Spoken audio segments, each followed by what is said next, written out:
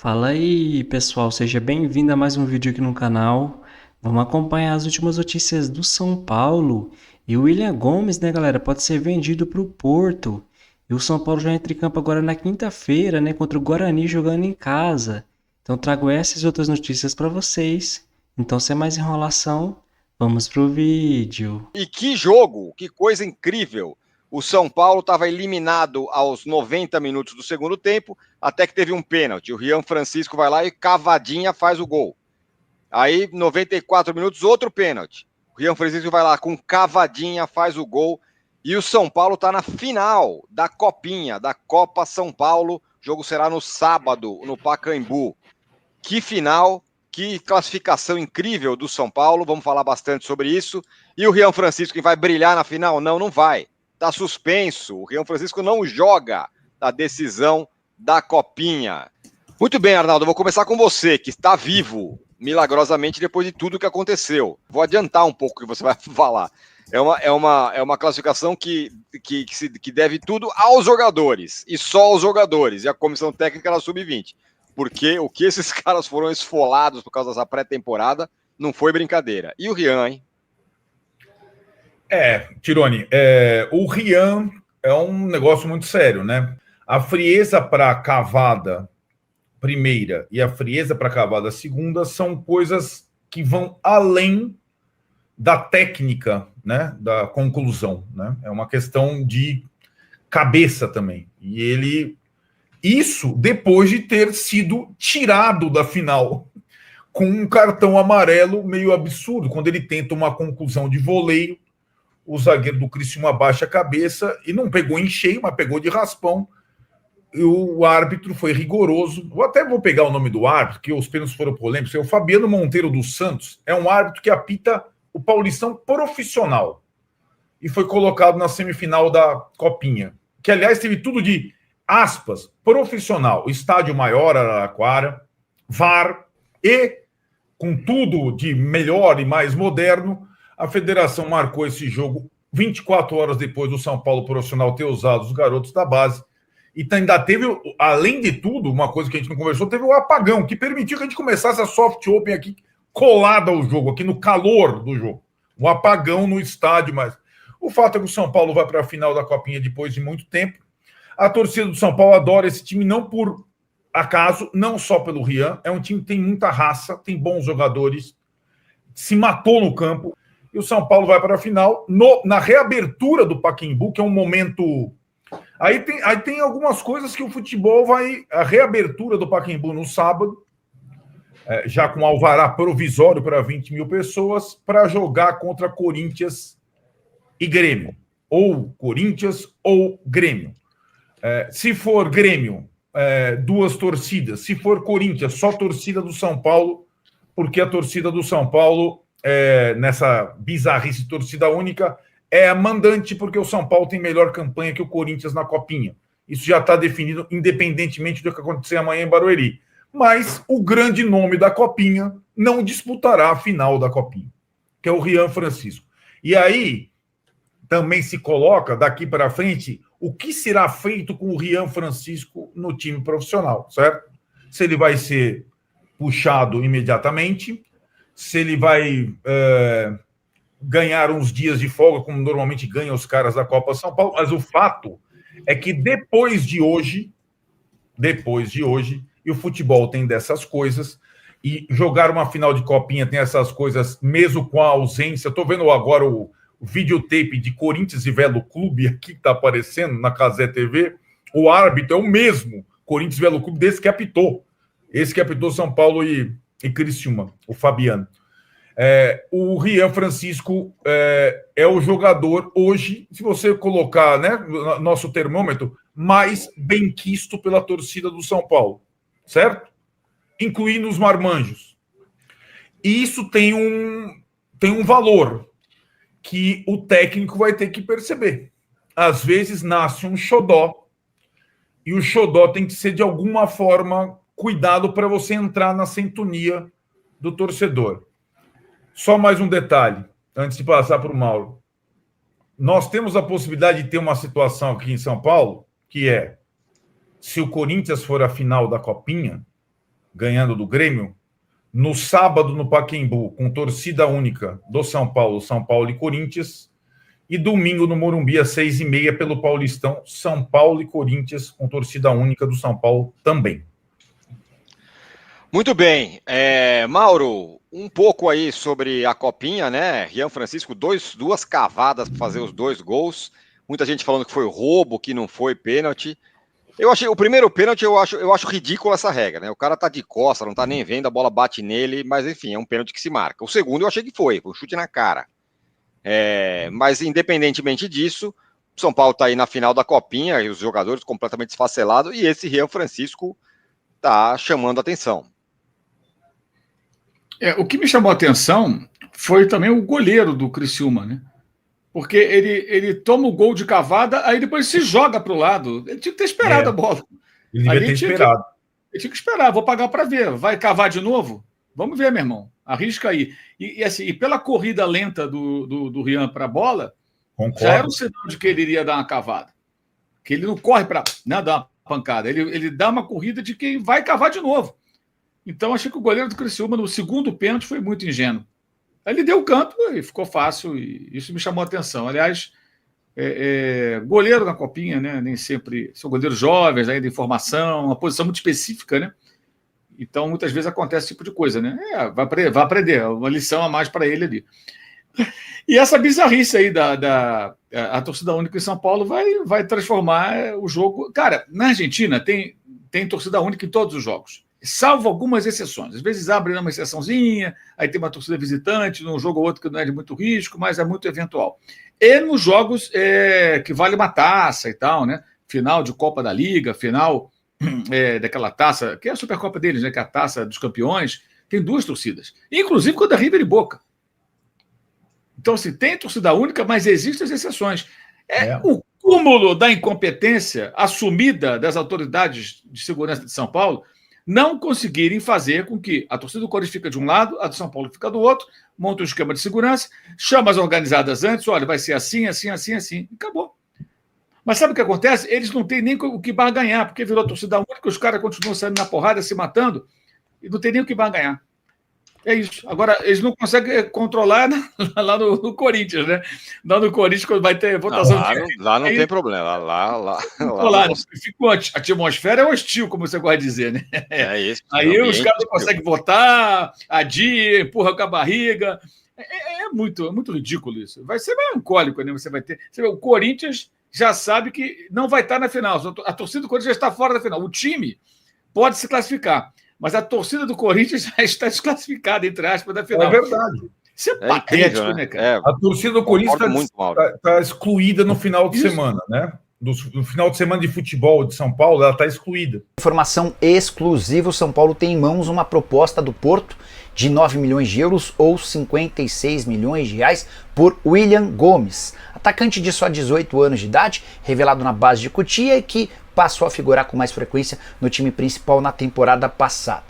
Pelo que eu senti, existe a possibilidade real de um negócio acontecer, mesmo com cifras inferiores àquelas que todo mundo imaginava que o William Gomes valeria. Talvez se tivesse mais oportunidades ou um pouquinho mais de tempo no profissional, certamente essa proposta seria melhor. Mas o São Paulo passa por enormes dificuldades financeiras e precisa seguir à risca aquele acordo que fez com o FDIC, um fundo de investimentos que vai captar 240 milhões de reais, mas que passa a exigir do São Paulo uma série de obrigações relacionadas ao cumprimento fiscal e de dinheiro. Importante contar que o William Gomes, na temporada passada, atuou 16 vezes com 3 gols e 1 assistência. Foi titular no empate em 0-0 contra o Botafogo, em Ribeirão Preto, na noite dessa segunda-feira, na estreia do São Paulo no Paulistão. Nicola, você venderia o William Gomes? Eu vou dar a minha posição, eu acho o valor baixo, tendo que o São Paulo pode conseguir mais, ainda que na operação da venda do William Gomes o tricolor consiga a liberação imediata de Wendel, lateral esquerdo de 31 anos de idade, que já assinou um pré-contrato com o São Paulo. O São Paulo não consegue acertar essa questão com o Porto para a liberação do atleta já, no pior dos cenários, precisaria contar com o Wendel até junho. Não acho que esse seja um grande trunfo que justifique essa oferta de 9 milhões de euros. Quero saber a sua opinião, já uso o espaço para comentário e registra ela. Só para completar sobre o São Paulo, tricolor que até aqui conseguiu 31 milhões de reais em vendas na temporada de 2025. Foram 16 milhões com a transferência do Michel Araújo para o Bahia, mais 10 milhões de reais com o empréstimo do Rodrigo Nestor também para o Bahia e 5 milhões de reais com a venda de Wellington Rato para o Vitória. Todos os outros 10 atletas que deixaram o São Paulo não asseguraram nenhum centavo em transferências. Vamos falar agora do São Paulo com o Zé Paz? Ô Zé, conta pra gente como que deve ser o time do São Paulo pro jogo de quinta-feira contra o Guarani. Pois é, a estreia do São Paulo no Morumbi, né, nessa temporada. O São Paulo veio lá dos Estados Unidos, chegou agora de madrugada nessa terça, depois de uma pré-temporada lá, e agora os jogadores vão ser avaliados aí individualmente para ver quem vai ter condição de jogar nesse jogo ou não. Assim, time titular pronto já nessa partida aí do Campeonato Paulista, bem pouco provável. O Zubeldia deve mexer bastante ainda no time, os caras estão chegando de uma viagem aí de mais de 10 horas, importante, foram lá, fizeram a preparação. Mas eles vêm tudo na primeira classe? Vem no mínimo ali na business, né? E aí, o que vocês acharam do jogo? Se eu pudesse recuperar os 90 minutos de vida que eu perdi assistindo esse jogo aí, eu recuperaria, viu? Porque foi um jogo muito ruim do São Paulo. A gente, claro, tem que levar em conta que o São Paulo não estava completo, muitos jogadores ainda estavam voltando lá dos Estados Unidos, muitos jogadores da Copinha também. Um gramado muito ruim do estádio lá do Botafogo de Ribeirão Preto. E um resultado que a gente não pode avaliar muito assim, não pode tirar muito como parâmetro. São Paulo voltou agora dos Estados Unidos, depois a gente vai poder comentar um pouquinho mais, tem um jogo importante essa semana. E esse jogo vai dizer muito pouco do São Paulo na temporada. O que a gente pode tirar de bacana desse jogo aí foi o menino Rian Francisco, que me parece ser um baita jogador de futebol. Me parece ser um jogador que vai ser muito aproveitado pelo Zubeldia nesse ano de 2025 e que mostrou muita personalidade nessa partida. Já colocou uma bola no travessão logo no começo, isso fez com que ele se soltasse mais no jogo. E é um menino para a torcida do São Paulo ter muito carinho com ele, porque vai poder ajudar e ajudar demais, não só em 2025, como nos próximos anos aí do São Paulo, Rafa. Então, eu estou muito com o Zé. Eu trabalhei no jogo do São Paulo com o Botafogo, né? Porque senão não teria assistido mesmo. Assim, é muito complicado a gente fazer uma avaliação, fazer uma crítica sobre esses jogadores, porque o profissional tem que ter condição para realizar o seu trabalho. Primeiro, a condição de descanso, que ela é fundamental para todos. E não teve, né? Teve descanso, mas aí você tem um descanso na função do jogador de futebol, você tem que ter uma pré-temporada, o cara tem que começar a entender um novo processo, são jogadores chegando. O time que entrou em campo, um time que nunca jogou junto, então vai se esperar o quê de uma partida como essa? Não podia ser nada diferente do que foi um jogo horroroso, um 0-0, mas eu isento todos os participantes. Lamento pelos dirigentes e por essa ganância, né? Porque é o seguinte, agora tem que ter jogo segunda, terça, quarta, quinta e sexta, passa Natal, Ano Novo, tem que começar, tem que ter jogo toda hora. Não é assim. A gente tem que cuidar do produto futebol. O produto futebol, ele é muito valioso e importante. Mas se você começa a não valorizar esse produto, colocar um produto de má qualidade no ar, né?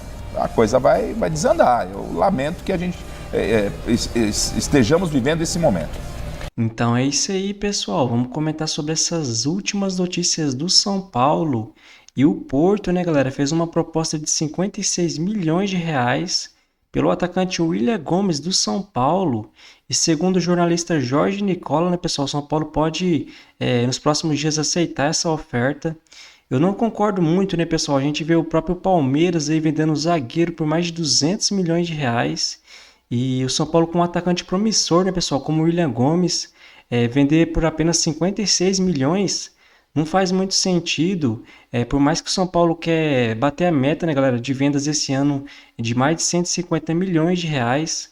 O São Paulo fez apenas 30 milhões até agora. Mas se o jogador tiver mais oportunidades, né, pessoal, no meio do ano pode ser vendido por um valor bem maior. Então não faz muito sentido, na minha opinião. Vamos ver nos próximos dias, né, como vai andar essa negociação.